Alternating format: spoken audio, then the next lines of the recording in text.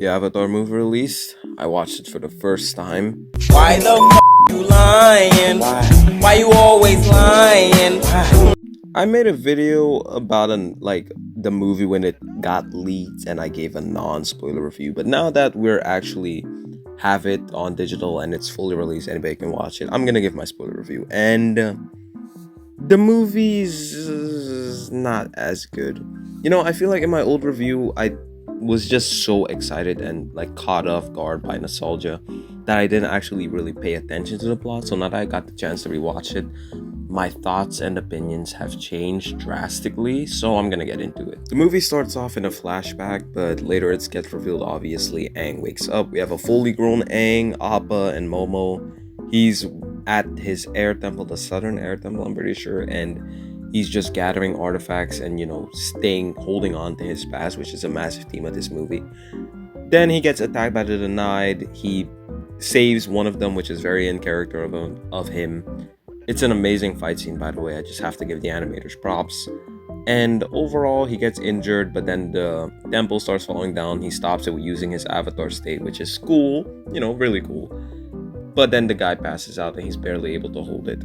I will be talking about this more later in the video. Later on, Aang meets up with the wifey, and him and Katara have a really heartfelt conversation about his loneliness and about how he is so attached to the air nomads and their story and everything. Like, he's holding on to his past, and Katara tells him that he is the Avatar, and she comforts him, which is really sweet. I love whenever we get scenes with them, especially since in the original we never actually got to see their relationship blossom, only in the comics. So seeing it now is actually it's awesome. It's really awesome. Love Katang. Aang essentially goes and visits or talks to the previous avatars, his past lives, to figure out what the Denied are after. Then he finds out. He warns everybody, and we get a montage of where we see Sokka doing his engineering stuff and talking to kids. Nice seeing him. We see Toph at her metal bending academy with... Hey, is that the dark one? But either way, we see Toph at a metal bending academy, and Zuko's running the Fire Nation, I guess. And then Aang goes to Mount Bio to free that thing or free the spirit or whatever he thought was going to be there. He does it, then the whole mountain or avalanche, whatever, starts falling down. He goes into the Avatar state again, tries to save both of them, but then he passes out again and nearly, dies or falls to his death. Then the airbender, or mysterious airbender, who's voiced by Dave Bautista, wakes up. He holds the mountain with airbending by himself after sleeping for 5,000 years. Then the others come, they save Aang, and then the airbender just passes out. Later we find out Katara even mentions that this airbender has strong chi, and he wakes up. His symbols are different from Aang's, reflecting that he is an airbender from in much earlier time in the timeline. And essentially he and Aang are now looking for Sonam, her staff, which Avatar Sonam, she's kind of this mysterious character in the background. She had a staff that had ultimate power and could grant bending to everybody, which now Aang can essentially bring airbending back in the world, which is awesome. It's what he ever wanted. It's literally everything he's ever wanted.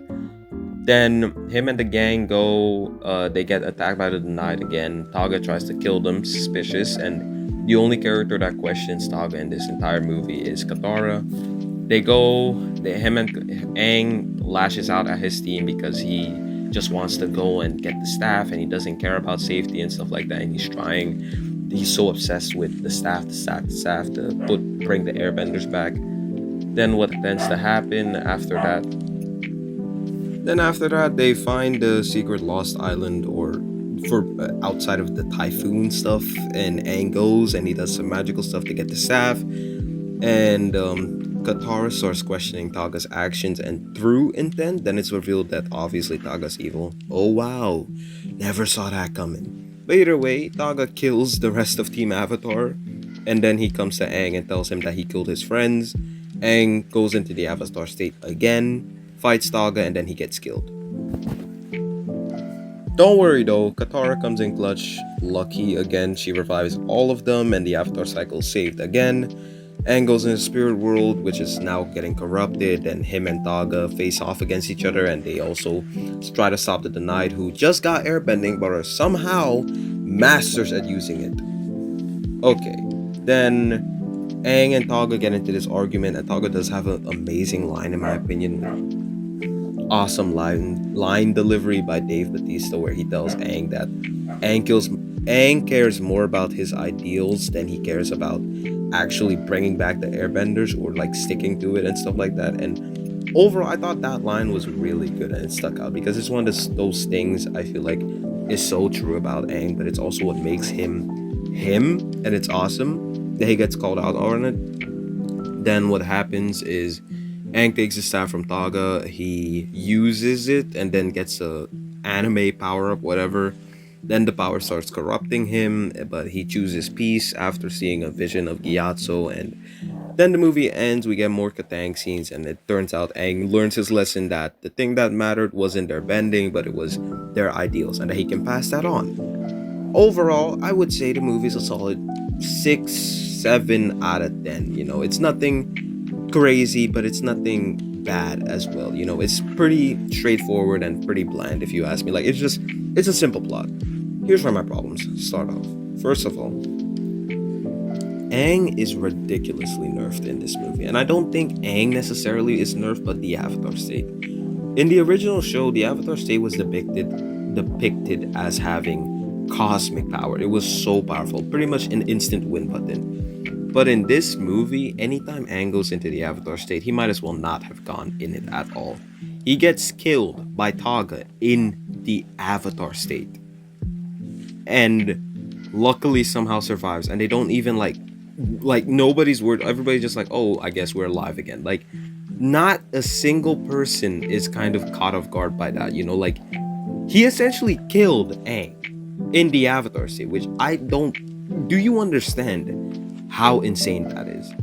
Um, Besides that, I don't like Aang his arc, although I do feel like it was done really good and the conclusion to it was amazing. It doesn't make sense. This is kind of just rehashed because in the original show, when Aang went to Guru Patik, he already accepted that the airbenders were gone. He already moved on from it. He had to unlock his chakra points and, you know, master the Avatar state.